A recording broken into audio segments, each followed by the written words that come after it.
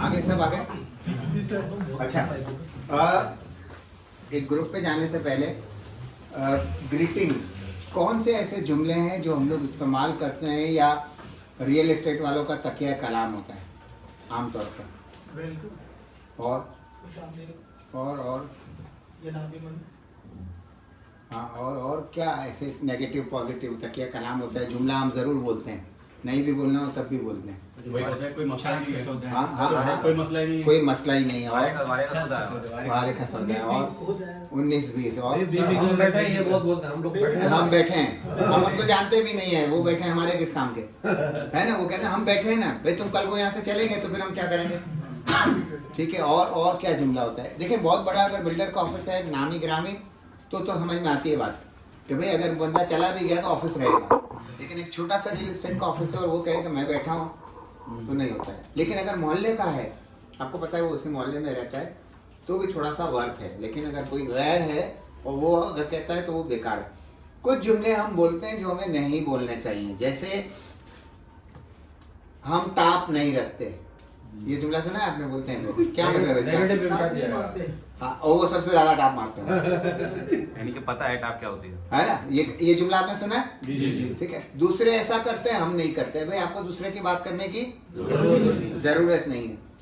या वो पहले इतना रूडली बोलेंगे कि भाई हम क्लियर बात करते हैं कि भाई बार बार टाइम नहीं होगा, आप फैमिली के साथ आ जाएं, एक दफा विजिट कर लें, डन कर दें, इतना हमारा कमीशन होगा, आपने करना है तो देख लें, वरना कोई बात नहीं।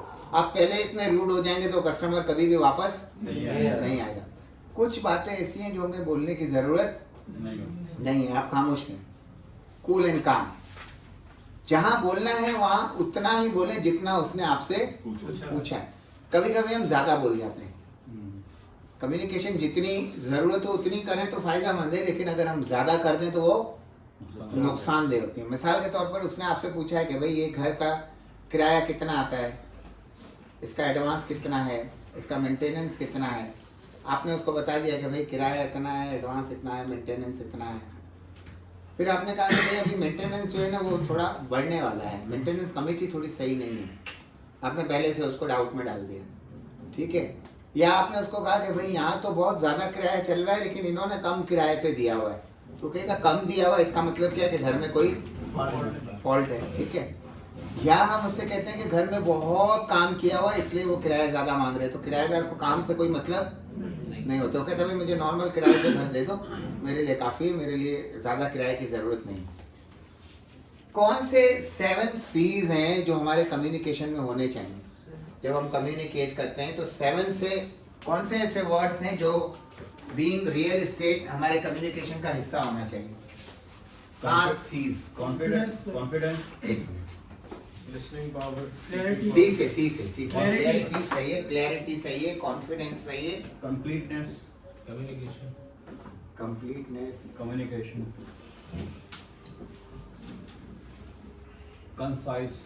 कंसाइज और कन्विंस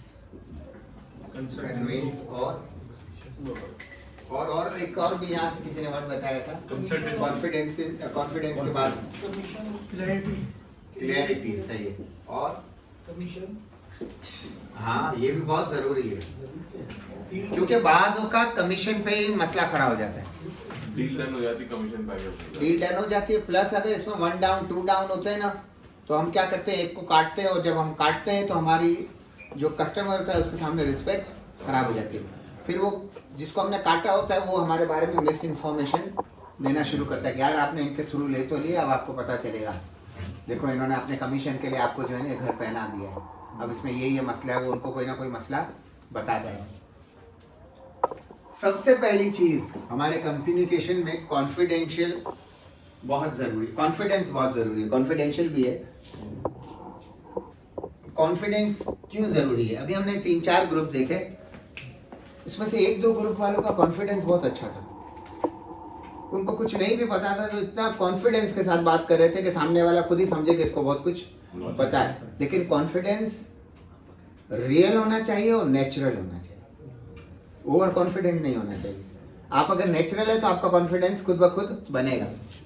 अगर आपका कॉन्फिडेंस है तो आप प्रोजेक्ट को बेच सकते हो। आप देखें जो प्रोजेक्ट डील करने के लिए बैठे होते हैं, जो प्री लॉन्चिंग हो रही होती है या लॉन्चिंग हो रही होती है, उनको पहले ट्रेन किया जाता है कि आपने ये बात करनी है। उनको बाकायदा पूरा स्क्रिप्ट दिया जाता है कि आपको ये चीज़ें पता होनी चाहिए। उनको सारी चीज़ें पता होती है कि अगर किसी ने सवाल कर लिया तो हमें क्या जवाब देना है, और वो उतनी ही बात करेंगे। और किसी भी एजेंट के पास आप जाएं, सबके एक जैसे ही जुमले होंगे, सब एक जैसा ही बोल रहे होंगे, टू द पॉइंट। ठीक है,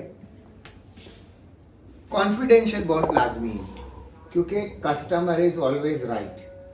कस्टमर आप पे भरोसा करके आता है। अगर आपने उसका कॉन्फिडेंस लूज किया, कॉन्फिडेंशियलिटी को आपने लीक किया, तो फिर वो आइंदा आप पर भरोसा नहीं करेगा। ठीक है, क्लियरिटी क्या है? सर थोड़ा नॉलेज होनी चाहिए, जो सर बात बोले। करें या जो आपने प्रोजेक्ट बताना है किसी चीज़ के बारे में। सही है, इसलिए सर कोई चीज छुपानी नहीं है। कोई चीज छुपानी नहीं है, लेकिन हर चीज बतानी भी नहीं है। डायरेक्ट हो जाएगा सर। हाँ, हर चीज बतानी भी नहीं है। आप देखें, आप किसी से फ्लोर पूछेंगे कौन सा है, तो बोलेगा लोअर फ्लोर है या अपर फ्लोर है, वो सेकंड फ्लोर या थर्ड फ्लोर नहीं बताएगा। अपर फ्लोर यानी थर्ड और फोर्थ हो गया, लोअर यानी फर्स्ट और सेकंड हो गया। वो ब्लॉक आपको सेम नहीं बताएगा, ए ब्लॉक है या बी ब्लॉक है, या तो वो बताएगा नहीं या वो गलत ब्लॉक बताएगा, और वो अपनी जगह पे बिल्कुल सही होता है, क्योंकि जब वो बता देता है तो वो लीक हो जाता है। अच्छा, एक ही घर अगर बहुत सारे रियल एस्टेट के पास होता है तो वो घर बदनाम हो जाता है, वो घर बेचना बहुत मुश्किल हो जाता है, क्योंकि हर कोई कहता है ये हमारे पास है, ये हमारे पास है, ये हमारे पास है। फिर क्या होता है, इन्होंने कहा कि मैं आपको 5 लाख में दिलाऊंगा, तो उन्होंने कहा कि मेरे पास है, मैं आपको 4.25 तक भी दिला सकता हूँ। उन्होंने कहा मैं आपको 4.5 तक भी दिला सकता हूँ, क्योंकि उनको पता चल जाता है कि हर एक के पास है तो ये जरूरतमंद है। ठीक है, कंसीडर द नीड्स, सी से कंसीडर द नीड्स। आपको पता होना चाहिए कि आपके कस्टमर की नीड क्या है। उसको पगड़ी पे घर चाहिए, उसको बिल्डर ट्रांसफर चाहिए, उसको 1 कमरे का चाहिए, उसको 4 कमरे का चाहिए, उसको गुलशन में चाहिए, उसको सुरजानी में चाहिए, उसको जो है वो कम्युनिटी बाउंड्री वॉल में चाहिए, उसको कैसा चाहिए, या उसको सिर्फ थोड़ा सा पैसा लगाना है, पहला उसका घर है तो जहाँ भी मिला वो ले लेगा। आपको उसकी नीड्स पता होनी चाहिए। कम्युनिकेशन, जो आपने उसके साथ बातचीत करनी है, वो किस तरह से आप बात करते हैं वो होना चाहिए। क्लियरिटी में हम कंक्रीट भी लिख सकते हैं कि आपको पूरी इंफॉर्मेशन होनी चाहिए। स्क्वायर फीट का आपको पता होना चाहिए कि ये घर 950 स्क्वायर फीट का है या 1050 स्क्वायर फीट का है, या अगर पेंट हाउस है तो 2100 स्क्वायर फीट का है या 2700 स्क्वायर फीट का। आपको स्क्वायर फीट पूरा पता होना चाहिए। ठीक है। थोड़ा बहुत 19-20 हो गया अलग बात है, लेकिन अगर नहीं पता है तो इसका मतलब है आपके पास कंक्रीट इंफॉर्मेशन नहीं है। फिर जब वो डॉक्यूमेंटेशन कराना चाहते हैं कि भाई लीज में कितना खर्चा आएगा, कितना नहीं आएगा, तो अगर आपको डॉक्यूमेंटेशन के रेट पता है कि भाई स्टैम्प ड्यूटी एक वर्ड था हमारे पास, ठीक है, कि स्टैम्प ड्यूटी 1% लगेगी या 2% लगेगी, टाउन टैक्स कितना लगेगा, FBR का कितना लगेगा, गेन टैक्स कितना लगेगा, ये सब आपको परसेंटेज मालूम होनी चाहिए, 1, 2 जो भी है। गेन टैक्स कौन देगा? बेचने वाला देगा या खरीदने वाला देगा? कौन देता है गेन टैक्स? बेचने वाला देता है। ठीक है, अब जब आपने डील करानी है तो आपने थोड़ा सा अकल ये भी इस्तेमाल करनी है कि आपने पैसे थोड़े से होल्ड करने हैं जो गेन टैक्स के या दूसरे हैं, ताकि एंड मोमेंट पे आपने मसला ना हो। बिल्कुल इसी तरह से जब आप ट्रांसफर के लिए जाते हैं तो आपके सारे यूटिलिटी बिल्स क्लियर होने चाहिए, पता होना चाहिए। और उसमें खास तौर पर पानी और केएससी के, क्योंकि केएससी का भी इंस्टॉलमेंट चल रहा होता है, पता नहीं होता है, जो अगर पीछे देखा तो पता चला, वरना समझते हैं कि यही बिल है। और पानी के भी आप देखें नीचे एरियाज में आउटस्टैंडिंग लिखे हुए होते हैं। वो दो चीज़ें आपने, सब चीज़ें हमें पता होनी चाहिए, क्योंकि हम कमीशन ले रहे हैं इसी बेस का। बिल्कुल इसी तरह से कन्विंसिंग पावर हमारे अंदर होना चाहिए कि हम उसको बेचने वाले को भी कन्विंस करें और लेने वाले को भी, लेकिन सामने सामने ना करें। बेचने वाले को आपको अलग से समझाना है कि भाई मार्केट नहीं है, आपका घर बिक रहा है इतने में, इससे कम में बिक रहे हैं, मगर आपको इतने पैसे आ रहे हैं, आप दे दो, इससे हम आपको अच्छा दिला देंगे। आपको इतना कन्विंस करना आना चाहिए। खरीदने वाले से आप कहेंगे कि भाई इससे महंगे महंगे बिके, आपको तो सस्ता मिल गया, आप खरीदने, आपको फिर फायदा ही होगा। आपके अंदर कन्विंसिंग पावर होनी चाहिए। आपकी बात जो है वो कंसाइज होनी चाहिए, मुख्तसर। ज़्यादा बोलेंगे तो लोग ज़्यादा बोलने वाले को पसंद नहीं करते। ठीक है, आप देखें कहीं कहीं आप स्टेट में जाएं तो ब्रोकर बहुत ज़्यादा बोल रहा हो तो अपने किस्से कहानियाँ शुरू करेगा कि हमने ये भी बेचा, हमने ये भी बेचा, हमारे पास ये भी है, ये हमने सौदा करवाया, ये हमने सौदा करवाया। आपको ज़रूरत ही नहीं है, क्लाइंट को इन चीज़ों की ज़रूरत नहीं है। ठीक है, इसी तरह से जो है वो कंप्लीटनेस, आपके पास मुकम्मल मालूमात होना ज़रूरी है। अगर आपके पास मुकम्मल मालूमात नहीं है तो फिर आप सामने वाले को कन्विंस नहीं कर सकते। ठीक है, हाँ, रेपुटेशन खराब है। रेपुटेशन खराब होती है। सही। हमारा 5वां ग्रुप था बुकिंग वाला, वो हो गया था? नहीं, कौन है बुकिंग वाले? चले गए क्या? आ जाए, कोई गया तो नहीं है मेरे ख्याल से, एक तो शायद चले गए। गुडविल वाले सही चले गए। गुडविल वाले चले गए। में लेना चाहिए था, रेस्टोरेंट में लेना चाहिए था।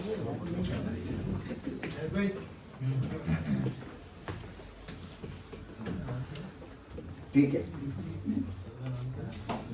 स्लोगन क्या है आप लोगों का? अपना और अपने प्यारों का मुस्तकबिल महफूज बनाएं। अपना और अपने प्यारों का मुस्तकबिल महफूज। सही।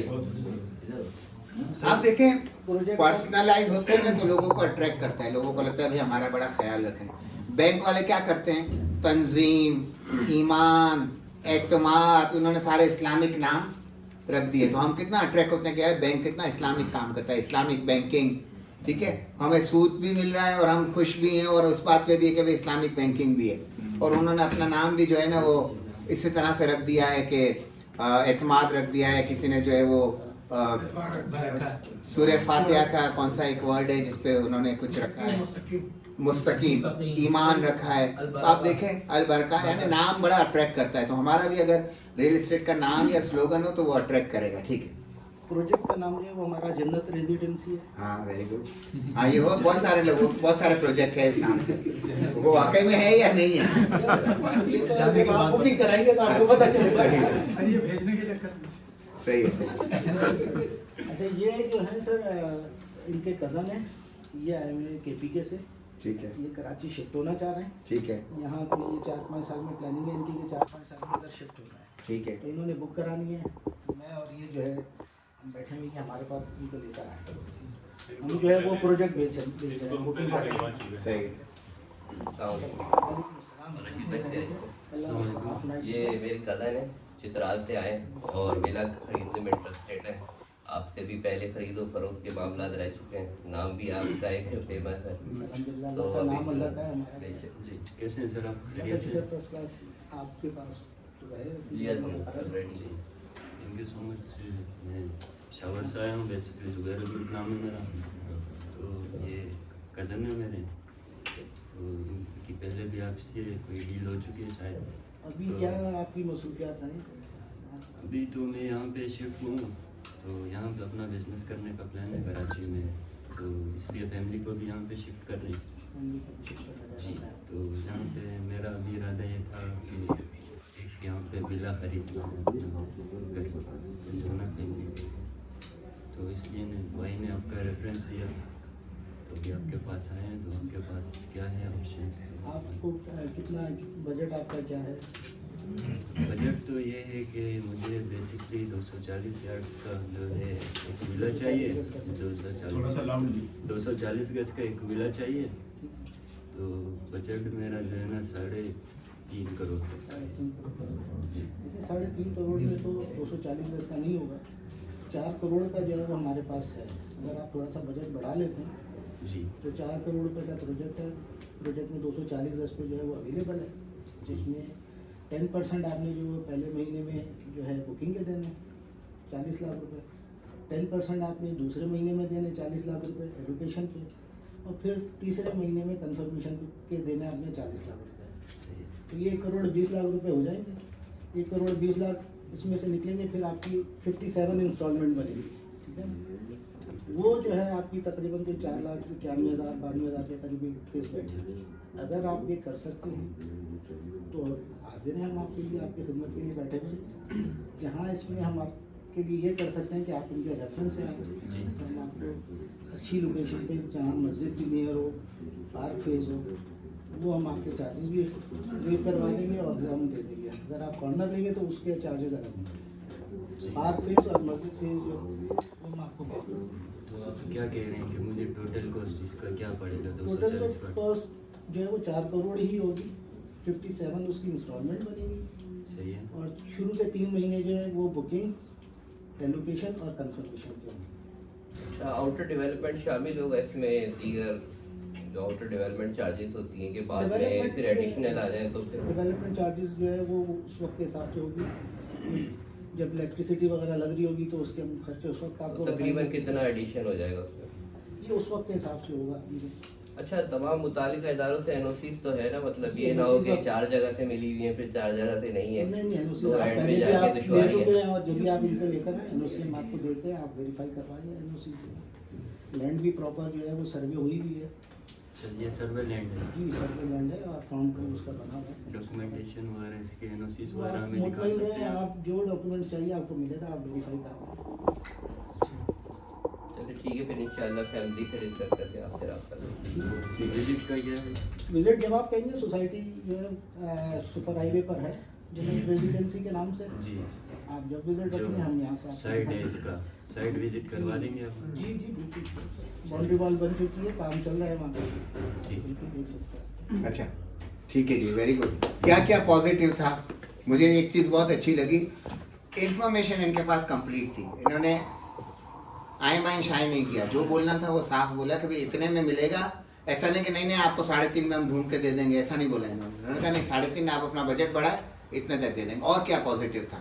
नेगेटिव मैंने नोट हाँ, बताएं, बताएं। नेगेटिव ये नोट किया था, स्टार्टिंग में इन्होंने अपने कार्ड ये तो लास्ट में था। सही, चलें ठीक है। दूसरा एक कहता है कि उन्होंने बताया वो कहते हैं गिलगित से आया, वो कह रहे हैं पिशावर से आया हुआ। ठीक है, चलें, स्लिप ऑफ टंग हो गया। हाँ, ये हो जाता है, चलें ठीक है, कोई बात नहीं। सर थोड़ा अंडर कॉन्फिडेंट थे। हाँ? अंडर कॉन्फिडेंट थे। अच्छा, कॉन्फिडेंस की थोड़ी कमी थी। और इसमें सर ये वो केपी से आ रहे हैं ना, कराची में शिफ्ट हो गए, उन्होंने कॉन्फिडेंस आ जब जाएगा। अपना एक्स्ट्रा चार्जेस के बारे में बात करी ना, तो ये बात जिस वक्त हम साइट पे मैप पे जब लेके बैठते हैं उस टाइम पे डिस्कस होती है कि ये यूनिट अवेलेबल नहीं, लेकिन उसने जिसको खरीदना था उसने पूछा, वो तो कभी भी पूछ सकता है ना।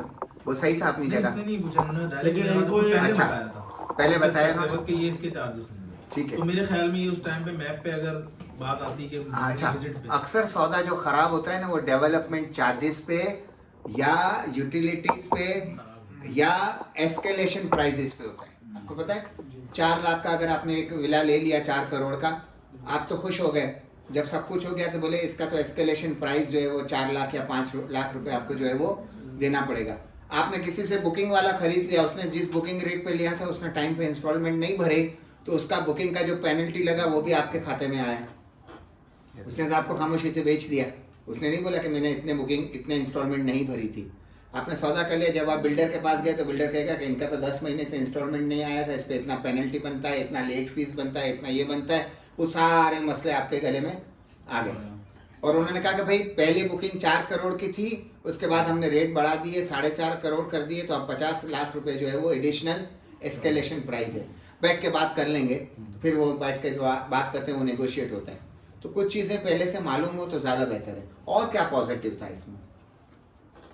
सर वो भी अच्छा था कि डेवलपमेंट चार्जेस पूछे उन्होंने, लेकिन उन्होंने बिल्कुल सही हैंडल किया कि भाई ये वक्त के साथ ही आपको वेरी गुड। हाँ, यानी उन्होंने उनको आगे पीछे नहीं घुमाया। सादा लफ्जों में टोपी नहीं पहनाई सही कि भाई जो बात थी रियल बात वो हमने किया। हम रियल इस्टेट क्यों कहते हैं? देखो, हम नाम इस्तेमाल करते हैं रियल इस्टेट, लेकिन समटाइम्स वो रियल नहीं अगर हमें वाकई अगर हम ईमानदारी से काम करें, जेन्युइनली काम करें। आप देखें बहुत सारे बिल्डर्स ऐसे हैं जो जेन्युइनली काम करते हैं। और मैंने एक बिल्डर का सुना था कि उसका प्रोजेक्ट थोड़ा सा डिले हुआ तो उसने जो है वो जितना अरसा डिले हुआ उतना अरसा लोगों को पेमेंट किया है, किराया देते रहे। हाँ हाँ बिल्डर में महीने में हाँ वो अगर लेट करता है तो वो भी किराया ठीक है। देता है। अच्छा, इसी तरह से एक बिल्डर का मैंने सुना कि उसके प्रोजेक्ट में आग लग गई थी बागराबाद पे, तो उसने क्या किया कि जितने घरों को आग लगी थी उतना घर बनाने में जितना अरसा लगा 1-1.5 साल, उनको किराए पे शिफ्ट किया और उनको किराया देते रहे पूरे साल, जितना अरसे तक वो घर बना नहीं। यानी आप देखिए बिल्डर की रेपुटेशन इस तरह से कायम होती है। और कुछ बिल्डर्स क्या करते हैं कि अगर कुछ हो गया तो वो फिर मुकर जाते हैं, भाई हम क्या कर सकते हैं, हम तो खुद तबाह हो गए, आपको हम क्या दे सकते हैं, वो बिल्कुल नहीं देते। तो बिल्डर की रेपुटेशन मैटर करती है। ठीक है जी, थैंक यू सो मच। अच्छा जी, हमने इतनी सारी बातें कर ली, कम्युनिकेशन की हमने बातें की, सब कुछ किया। मेरे ख्याल से वो गुडविल वाले चले गए हैं ना, गुडविल वाला ग्रुप नहीं। अच्छा, हमारे कम्युनिकेशन में 4 चीजें बुनियादी हैं। आप शादी के कार्ड पे देखते होंगे RSVP लिखा हुआ होता है। क्या मतलब होता है इसका? ये फ्रेंच वर्ड है, रिस्पॉन्ड है, और इस तरह से कुछ है कि आप रिस्पॉन्स करें, अगर आप नहीं आना चाहते हैं तो आप हमें बता दें। हमारे रियल एस्टेट में कम्युनिकेशन में 4 चीजें जो RSVP है वो क्या होनी चाहिए पता है? R से क्या वर्ड होगा? रिलेशनशिप और सर्विस। हाँ, और रिस्पॉन्ड और सर्विस। बी से क्या होगा? VIP, रेगुलरिटी रेगुलरिटी और पॉजिटिव और पोटेंशियल और प्रोडक्ट। हाँ, प्लॉट। हाँ सही है, जो हमें समझ में आता है सही है, गलत कुछ भी नहीं है। पॉजिटिविटी, ठीक है। हमारी जो रियल एस्टेट की कम्युनिकेशन होनी चाहिए वो रीजनेबल होनी चाहिए। बहुत ज़्यादा हाई फाई होने की भी ज़रूरत नहीं है और बहुत ज़्यादा लो होने की भी ज़रूरत नहीं है। जितनी बात करनी है उतना हमें पता होना चाहिए। हम जिस प्रोजेक्ट में बैठे हैं उस प्रोजेक्ट की पूरी इंफॉर्मेशन हमारे पास होनी चाहिए। अगर उस प्रोजेक्ट की इंफॉर्मेशन नहीं है तो हम फेल हैं।